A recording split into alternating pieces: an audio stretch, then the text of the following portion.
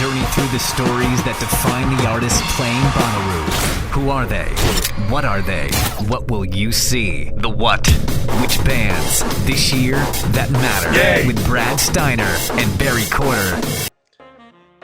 A podcast for Bonnaroovians by Bonnaroovians. Hi, this is the What Podcast. I'm Brad. That's Barry. That's Lord Taco.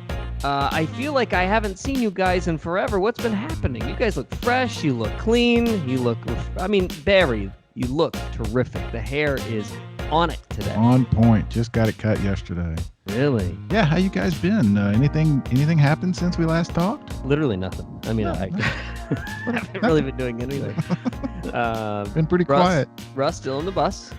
Look where I'm at. We got the bus running. It's back home from the shop. 100% back in service. When you get the bus running, how many miles do you think you put on it a year?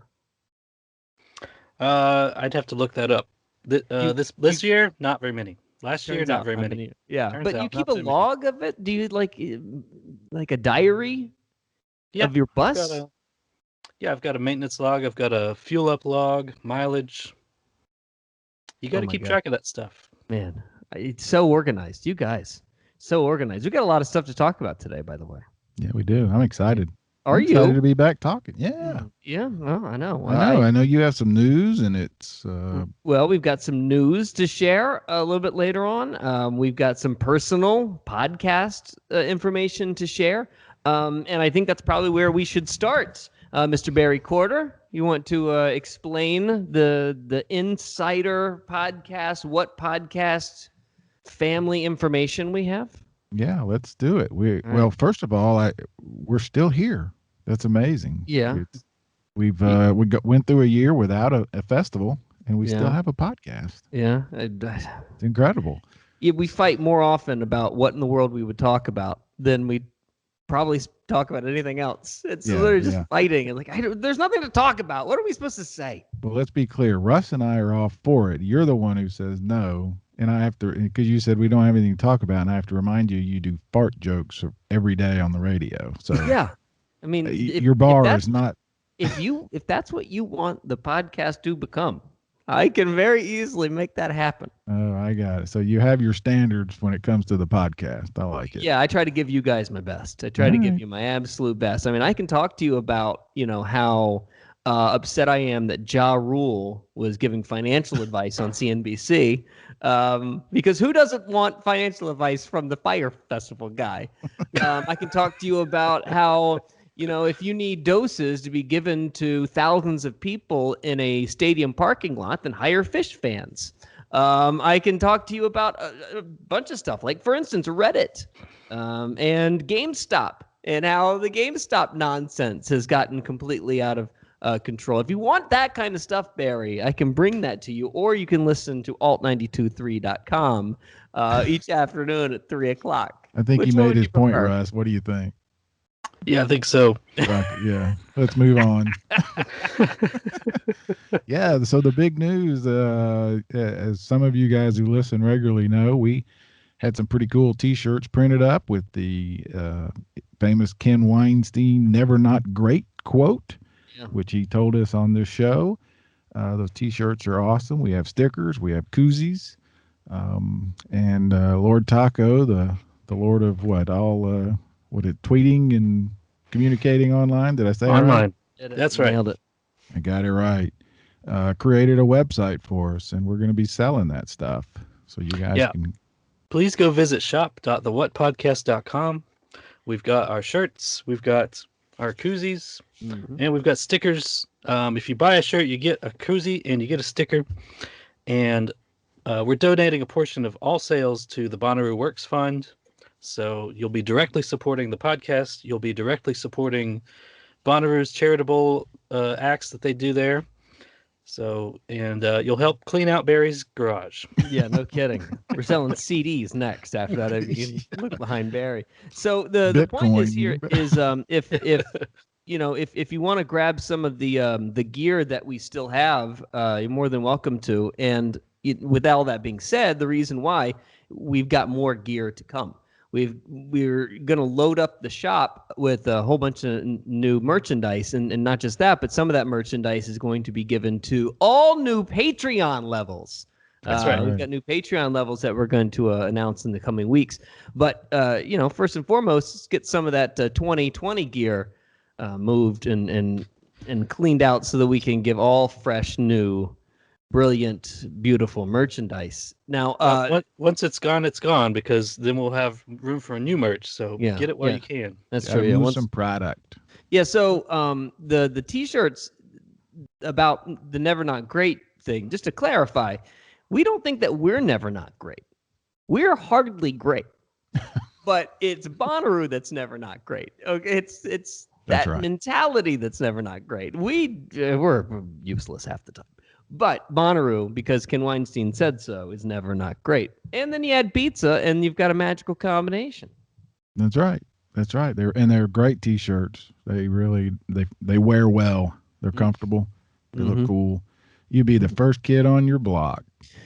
So a little bit of actual festival news happened in the last couple of weeks. You have Coachella canceling and possibly moving to the fall, although I don't foresee that happening. You've got Hangout canceling and possibly moving to the fall. Don't think that's happening either. We got news here in New Orleans that Jazz Fest and Voodoo Fest will all be in October, as well as French Quarter Fest. So, if you want a festival world to exist, it's going to happen in the fall if it happens. Am I missing any other festival that came through and sort of pulled the plug? Summerfest, which is really, I think it might be bigger numbers wise, though it's over 3 weekends in Wisconsin, Milwaukee. It's also old. I told you the other day it's been around. It's moved to the first 3 weekends in September. It announces around the same time as Hangout did, so this past week or so. So it's going to be a busy fall if, in fact, everything that is supposed to happen is allowed to happen. Well, before I get into some of the information that I've gathered over the last few weeks, you tell me what your anticipation is, Barry. How do you feel? What are your thoughts and how we're going to look in the next 3 to 6 months? Oh, boy. I don't know. What's your gut tell you? Yeah, I think it's the same thing that we've sort of been saying, is that we will, when we start coming out, it's going to be small, it's going to be local, it's going to be regional. Definitely starting to hear some of that, but 3 months, I don't think we're there yet. 6 months, yeah, I think we're starting to. But I hesitate because it seems so contingent on this vaccine, and everyone wants to believe that's the magic pill, and we're already finding out that it's not exactly. It's not available to everybody. There's still some question as to whether, if you get the vaccine, does that mean you still can't give the disease to someone else? Yeah. Some people want to believe that that's true. And then now they're saying, well, we didn't really test that, so we don't know. All right. So, as a side note, and not to get too political here, but here's my guess. If you have a president that comes into office and his main goal, he ran on, and his biggest priority in office in his first 100 days is to keep a promise of 100 million doses in 100 days. I can put every dollar that I have times 2 on the fact that will happen. You are not going to get a new president in 100 days fail at his number one primary objective. Now, granted, they might make the number up, but they will get to that number, and it's going to make the public say, oh, we've got 100 million shots in 100 days, whether it's true or not. Whether you're right, left, indifferent, it doesn't matter. You're not going to get a president say, you know what, we failed on this agenda point. So it's going to ruin the entire rest of the term, right? It's going to ruin the entire whatever you want to do next. Nobody will ever take you seriously again. So you will get 100 million doses in 100 days. It's the next 100 days. If you can get to 200, 250 million doses, by July 4th weekend, I really don't think that, and I'm saying this as a human being, understanding how other human beings operate, I don't see how the country, with 2/3 of it somehow vaccinated, you don't get the large swell of everything's fine now. Mentally, I think the country will say, well, we got 2/3. Let's just open everything up. And I don't know, now, right or wrong, they're going to basically say to the rest of the country, too bad. Yeah, no.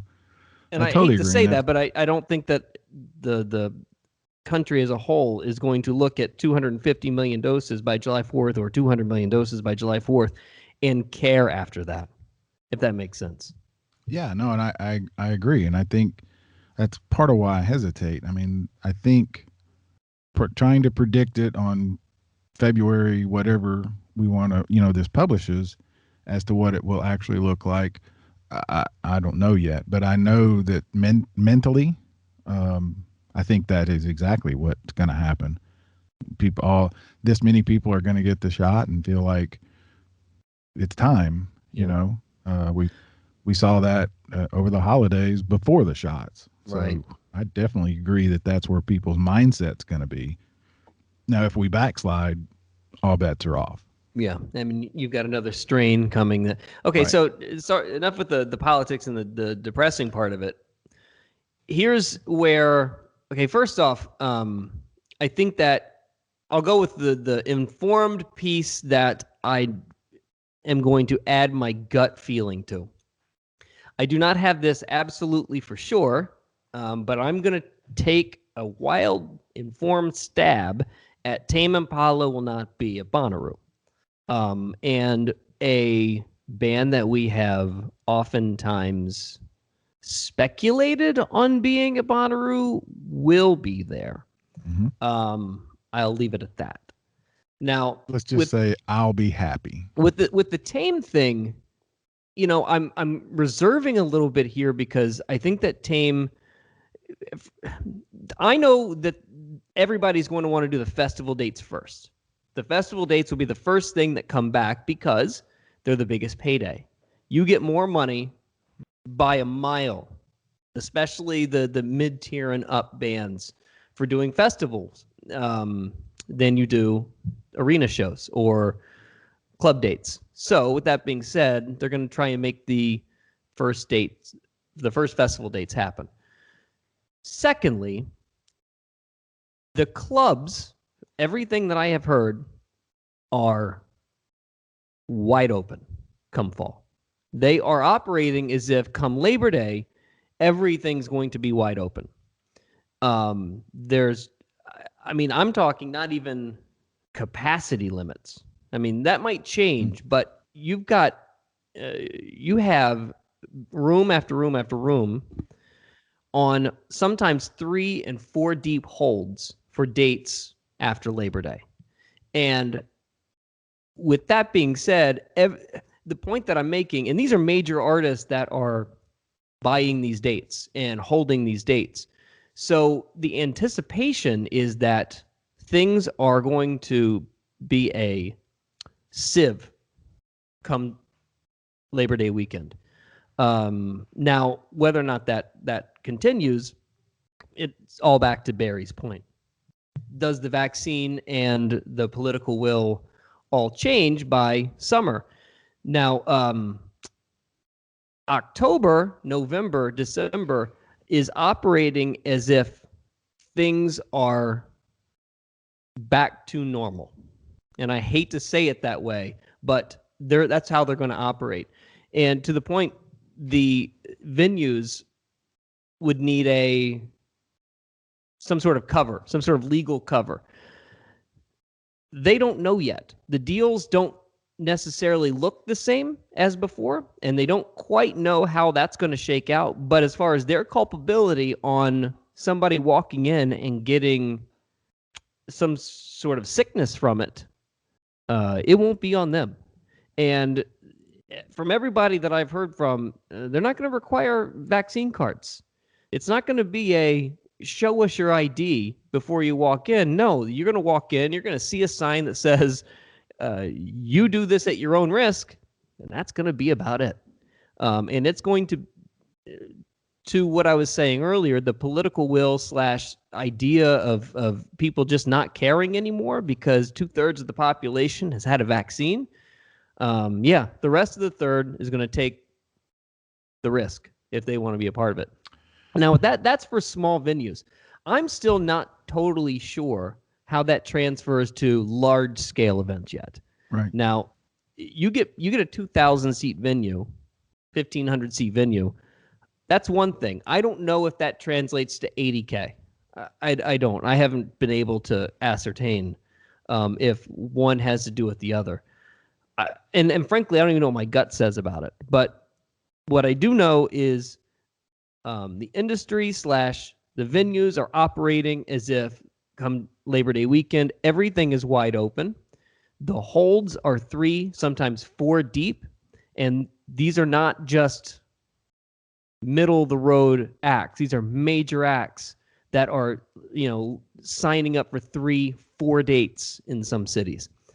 One other thing about the touring thing. It's going to be country first. And I sort of said that maybe a year ago, that the kind of fans that country has, they're going to be the ones that are going to be more willing to go out. Well, that's totally come true. You've got Chris Stapleton absolutely doing a tour come May, June. And it's going to be country and amphitheater dates first and foremost that get booked and that already have been booked. And those dates that were missed in 2020, they're the ones that are going to, and they're going to basically be the petri dish, the test dummies, the crash test dummies of all of this. Let's see if, what happens when we put large scale events like this together, medium scale events together. Let's see how that goes and use the country audience to, be our guinea pigs on this. So that's sort of the lay of the land and what I've gleaned from the last couple of weeks. Well, several things.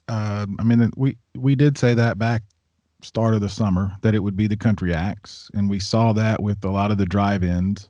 It was a lot of country acts, drive-in theaters, things like that, and I think they feel somewhat emboldened that those worked. They were able to perform.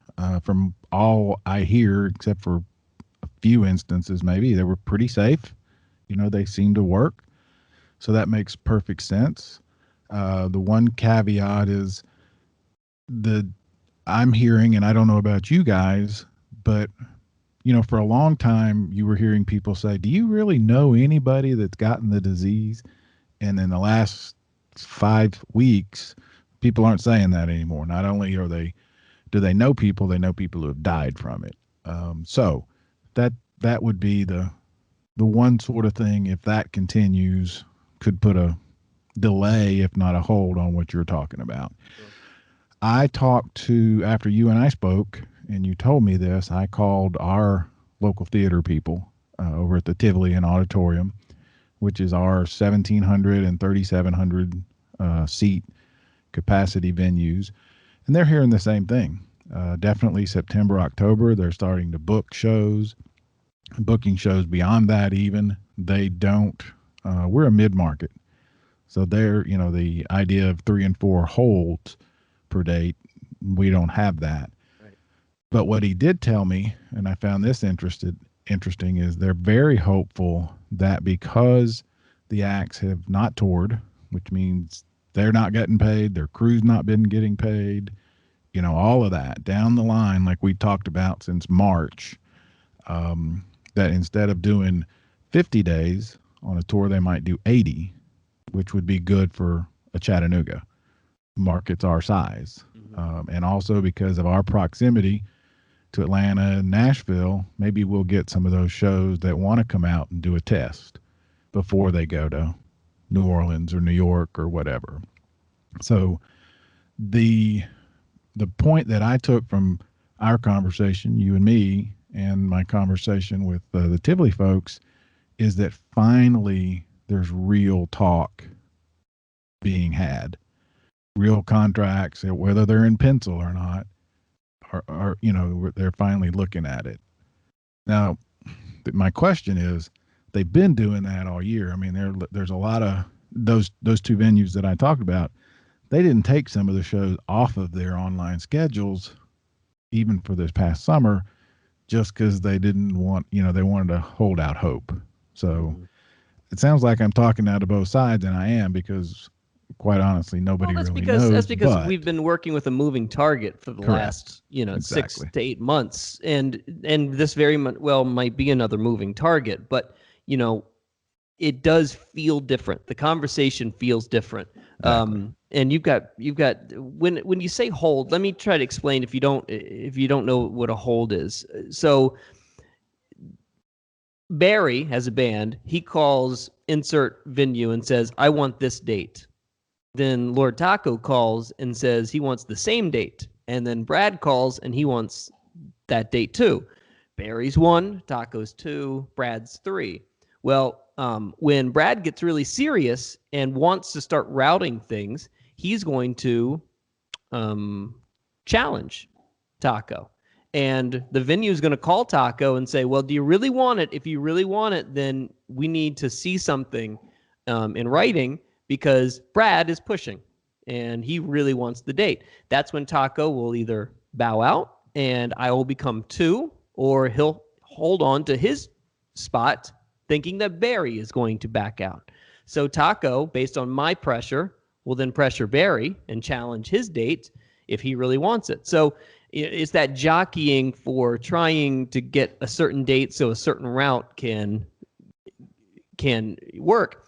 And that starts putting the pieces together as to how serious this becomes. And, I guess the thing that I was sort of more stunned by than anything is not just the talk and not just the holds, but it was the level of artists that I was hearing going back out on the road. I honestly, and this is where I got it wrong, I thought it was going to just be local bands at first. They were going to try and do small cap shows for, some local and regional bands. That's not what it's going to be.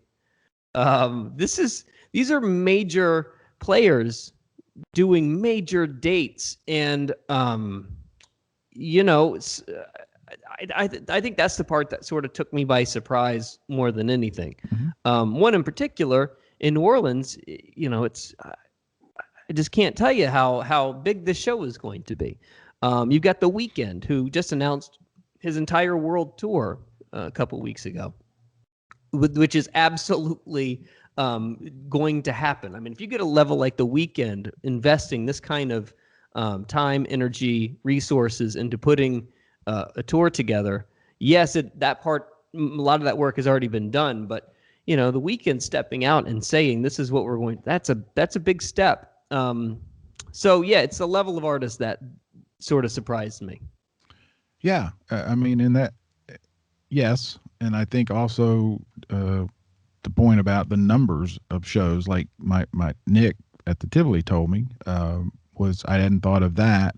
And back to your point about routing, you and I talked about this a little bit the other day. For people who don't know that, I mean, try to picture a map and a manager.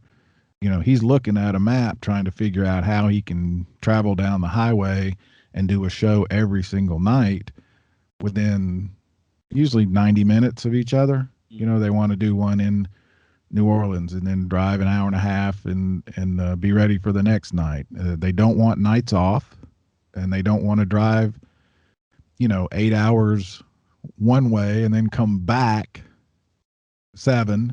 So they try to, make a as straight a line as they can. And so when you said that to me about the holds, my first reaction was, that's really good. And then I thought, that's really complicated. Yeah. Imagine, as I think I said to you, Russ's band really wants New Orleans and gets it. And then the next night, the only one they can get, because it's so complicated, is in Milwaukee. That's a long drive. It's a long drive. It actually hit me. Who would be interesting to talk to? We need to get a booking agent on the horn and talk about how that spaghetti gets, unwound. and put it on the plate. I think that'd be fascinating to hear how a tour is really put together, especially in a time like this. I totally agree. Yeah, that's a good idea. Remind me of that. Don't let me forget that idea, because we can make some calls. So the other thing, just to throw it in because it's interesting, the Nick, who I talked to, they actually have 3 venues: the Tivoli and the auditorium, and inside the auditorium is a 850 seat theater upstairs. And he's talking and hopeful that not only would they get 1 show every night, they might get 2. Which, again, in a city our size, they do that every now and then, but they don't do it a lot because it stresses them staff-wise, and also market-wise. I mean, how many? That's the other sort of question is. Yeah, there's only so many dollars that can be spent. Correct. It's correct. And we all are ready to get out and do, but can we afford, to see every show that might be coming down the way in the fall? Yeah, and we talked about that. I mean, there's only going to be there's going to be an appetite for all of it, but you can't eat everything on the menu. Right. Well, and the other thing, back to your point about like festivals and the cards. First of all, I agree with you. I don't think the cards, the logistics of that are staggering. Plus, by the way, you were 19. You know how many fake IDs I had at 19? Exactly. You know how easy just getting a fake ID was? Yeah. Imagine getting a fake vaccine card. We could whip it up in 10 minutes. Well, that's right. And the other is, I'm not going to drive, as some of our guests have told us, 17 hours, and then be turned away because my card is not legit, or I've got a slight fever, or whatever the criteria is at that time. Would I even buy the ticket, with the knowledge that I was going to have to drive 17 hours and hope that I don't get sick type of thing? So, yeah, there's a lot still to be figured out. That's why I brought up the sort of political / human reality at the beginning. If it's going to be on you as a human being, I think, once we get to 200 million people with a shot in their arm. Are you willing now to risk it? And at some point, the government can only protect you so much. That I hate to be too harsh about it, but I think that you're going to have to start asking yourself if this is something that you want to do. Now it goes back to Bonnaroo. Come September, when the Bonnaroo date is there, and we're actually come August or July really looking at if this is a real thing. I don't know yet. And I can't say with confidence that I would feel totally okay about it. No, and that will be another guest that we will have. And I've reached out. They don't have any news. In fact, speaking of Ken, I talked to Ken knowing we were going to talk, because I'm hearing the rumors that the lineup announcements are soon, or some other announcements, and he said that he doesn't know. Now, he's never led me wrong yet, so if he doesn't know, I'm assuming nobody knows. But that is the other thing. What I was going to say is, we haven't talked to the Bonnaroo people yet to find out what changes they will make. You know what I mean? We've joked about it before that going in the past was suspect because of porta potties and the FEMA showers and all of that.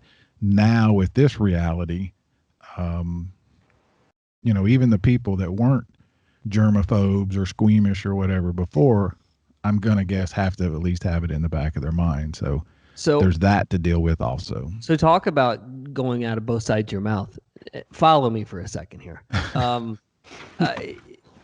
There is a part of me that believes that Bonnaroo is going to happen in September. Then there's a part of me that understands the realities that festivals are going to be a lot harder to pull off than a show at the Joy Theater in New Orleans. There's just way too much planning that has to go into it for so many months beforehand. And you have to be absolutely confident when you put a lineup out, when you put a ticket on sale date out, that you can fulfill a lot of this. Because how many times are you going to ask somebody to go through these things? So you buy the ticket, hear the lineup, get canceled. How many times is that going to work? I mean, look at Hangout. I mean, good for them. Lollapalooza. you think that Lollapalooza needs to be happening now. Their festival's in August. They need to be putting tickets out on sale now. They need to have a plan for, website exposure, artist planning, hotel holds. They need to have all of that. Government contracts. They need to have that right now for 6 months in advance. And sorry to interrupt, but and you may be heading this way, but we've also pointed out that a lot of people have been laid off. They're not working. That's right. And if you don't understand, I mean, it's a 365 job to do one festival. Yeah, I mean, Lord Taco might have a bus. Lord Taco might have a bus in the garage, but the bus needs an engine. They don't have the horsepower. They don't have the people that can pull a lot of this stuff off. Exactly. A small venue can't, they can do that, and they can pull in people pretty quickly. So there's a part of me that thinks that it's going to happen because the environment's going to look different come September, but also there is, months and months and months of planning that needs to be done before then that is going to be too confusing and too worrisome. Whereas, if the Revivalists go on tour, it's going to be a little easier, just a tad easier. It's not easy, but it's a little easier to cancel a Revivalist tour than it is to, start the process and get the ball rolling of a festival and then pull the plug on it. So I just don't know. I really don't know. I think if you asked me 2 weeks ago if Bonnaroo was going to happen, I'd say yes. Things have just gotten better, and now I'm waffling on it a little bit more. Like I'm going back and forth, and if I don't know. I don't mean to say it that way. Let me put it this way: if I'm looking at the situation confusingly, I can't imagine what they're anticipating. Well, and with no staff, by the way. That's where I don't see it being a 80,000. I don't see how it can. I don't see how they can get the manpower together to do that. I don't think if that's the case, they're not going to do it. I mean, you heard we don't know yet. Quayar. Well, you heard Quayar say that Bonnaroo happens. Well, I'm paraphrasing. Bonnaroo happens one way. Yeah, all in or none. They're not going to do a half Bonnaroo. Yeah, we'll see. I mean, what I was going to add to that is getting the manpower, getting 80,000, and there probably are 80,000 people that would do it. Like you mentioned, there are college kids out there. But also getting the bands. I think you and I, again, when we talked on the phone the other day, we still don't know whether the European bands will travel, if they can travel, that sort of thing. So there's a lot of moving parts, as we've said since March. I don't think, not to pat ourselves on the back too much, but I don't think we've been far wrong on anything that we've predicted or shared with anybody. So just to sort of put a fine point on it, the conversation you had, the conversation I had with industry people, the conversation that you and I had together definitely does feel like we've turned some sort of corner, and the dialogue is different than it was. Oh, we'll see what happens. So, yeah, that's a good point. I'm glad you reminded me of this. There's probably a skeptic out there that hears somebody say, the industry is planning on the fall being wide open, and saying, well, they're just so desperate that they would say this just to get something going. There's a possibility of that, and I think that is a fair point to make. But I think that point would have been more correct 4 to 6 weeks ago. And they were doing it. This feels, real, an actual different. This just feels different. This feels absolutely different than it did 6 weeks ago, when the same people could have argued, yeah, we're going to be there in the fall. I think the fall is going to be fine. No, they are absolutely expecting the fall to be different. And I think that they would be stunned if they weren't running pretty much full capacity by October. What else is going on? Anything else that we missed? Anything else we missed through the afternoon? No, we have some ideas, obviously, for guests. We have some ideas for show topics that I'm pretty excited about. Okay. That I'm very excited about. That will involve listeners. Yeah, I'm excited about where we got going. Yeah, where this is going. I'm excited. Yeah, about. I mean, whether or not what happens with Bonnaroo this year, the podcast will certainly continue. Yeah. Well, I mean, of course. I mean, I'm going to call you guys. Yeah. I mean, it's not like I'm not going to look. I can't just sit here and talk to myself. Got to talk to you guys at some point, don't I? Yeah. Well, Nobody in this house wants to hear me talk anymore. No, I'm ready. I'm ready to get back and talk to you guys on the regular, and a lot more of our listeners, and get into this thing. So let me ask you this, just a side question: if it was available to you, and Bonnaroo happens in September, and it was available to you that you got a hotel, would you do it instead of camping? Yeah. Well, that's a good question. I don't know. To me, camping is such a big part of the experience. It is, but it's also a different experience this year. Yeah. Well, also, but by the way, I mean, Taco's got a moving hotel. I mean, he can just take his bus wherever he wants to. Yeah. Barry's a little differently. I mean, he's part of the 65 and older crowd that should have already gotten his vaccine. Yeah, you think. I'm not that old. It's a good question, and I mean, you can ask it a lot of different ways. What sort of changes would I hope to see? What sort of changes will I accept? You know, if they limit, I don't want to even try to speculate, but it would definitely be a different festival. And then I would have to ask myself, well, if I'm just going to see live music, would I rather be going to a venue, or is it because they have a particular favorite band that I want to see? That's a good question. I think the question I'm actually asking is, are you willing to do Bonnaroo different just to go? Are you willing to do it in a way that doesn't feel normal to you just for the sake of going? And I don't know. I don't know what the answer is for me. You know, and it's a great question. And again, it goes back to, I'm 57 miles away. It's a whole lot easier for me, and I'm in Chattanooga. 57 years old. I am 57 years old. Okay. And you're in New Orleans. You know what I mean? So if you can see the same band a mile from your house, and do you want to go? I mean, that's a good question. It's a really good question. You know, especially, oh, by the way, the other thing is, Jazz Fest is happening in October. Voodoo Fest is happening in October. French Quarter Fest is happening in October.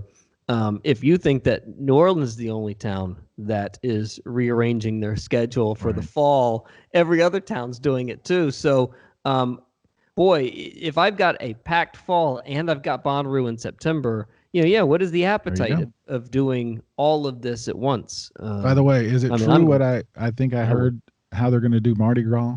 Decorate the houses instead of floats? We've got it. That's an awesome idea. We've been going out every week. It's called Yardi Gras. They decorate the houses. There's even one person in particular, and I saw this the other day, that will put a temporary wrap on your car, and your car can be its own Cardi Gras float. The house thing is actually, at first I thought it was really stupid, and I thought, oh, this is just going to be for rich people. But it's actually turned out to be really, really cool. The crews, the way that a lot of the parades work is every parade is operated by a specific crew. Right. Like the crew of muses is the girls that throw the shoes that they decorate out from the float. So like the crew of muses get all of their people to decorate their houses. Now, they have to incur the cost, just like they have to incur the costs on shoes, but more often than not, if you've got the money to pay a crew to be part of a crew, then you've got a few dollars to spend on making a house float. So the crews, each one of them are organizing the different house floats, but they look great. It's a ton of fun. It's a way to like get outside and feel like you're still doing something. The problem is, and it came out yesterday, our mayor is, she is simultaneously the most frustrating and angering person on the planet. And then at the same time, you're like, but man, she really, really is keeping the city safe. Yesterday, she came out and shut down all of the bars in New Orleans from Friday to Fat Tuesday. She's shutting down all the bars, all because Bourbon Street is making us look foolish. We've got a lot of tourists that come and hang out on Bourbon Street and just are packed. It's packed down there on the weekends. Well, she's really screwing over the rest of the city by shutting down for 5 days, Barry. 5 days, a bar who's just now getting back to some sort of semblance of making money. Shutting him down for 5 days before Fat Tuesday. on the biggest day of the year, the day that they were trying to make their money back from, the last 3-4 months. Yeah. They've already ordered all the beer, they've already ordered all the drinks, and then they, a week out. And by the way, next weekend you're all shut down. It's horrendous, absolutely horrendous, and it's set the city on fire. but here's the thing, like, people, I love this city because it's so reflective of the Bonnaroo spirit, if I could tie it back to the podcast, in that, they're going to find a way. Yeah. The city will find a way to celebrate life and to be happy and to essentially party just like Bonnaroo, That's why I brought it up. Find a way. That's why I brought it up. I think that when I heard that, I thought that's a great idea. And you said, Jazz Fest last year, everybody turned on their radios and opened their windows, and one of the stations did a best of type of thing. That's really cool. The Jazz Fest in place, and to piggyback on that, and it's because they did such a great job of it. Our station did, Voodoo Fest at home. You do voodoo with you, so we're figuring it out. We're figuring it out as a medium, but more often than not, even the Bonnaroo community, when Bonnaroo didn't happen, look what happened, with Bonnaroovians and how they celebrated Bonnaroo weekend, all together. We did it. We did something. And this city is a good reflection of it. I'm looking forward to talking to Jeff Cuellar, you mentioned, and those guys, Brian and Steven, and they've had time. They've had nothing but time to think about how to come out of this and what kind of cool things they can do and will do. So I definitely think it's going to be different. There's a want, and then there's a cost. Well, but the cost is going to be a problem because it turns out nobody's made any money in the last year. No doubt. But I will say, after 20 years of this, they usually come through with something pretty cool. I think that we should probably, I hate to extend this any longer, but we would have already had a lineup by now. Yeah. We would have been long into season. Are we in season 4? Would this be season 4? We're in season 4. Yeah. So we would long be into season 4 by now. February would come, and we would almost have lineup editions by now. That's fascinating to me. And we still, if I know people want to say that a lineup is close to being dropped, I'm putting my money on it's not even close. I put my money on lineup and ticket availability is going to come probably June. I won't say when, but sort of given the information you just got with all these bands and holds, I'd say you're right.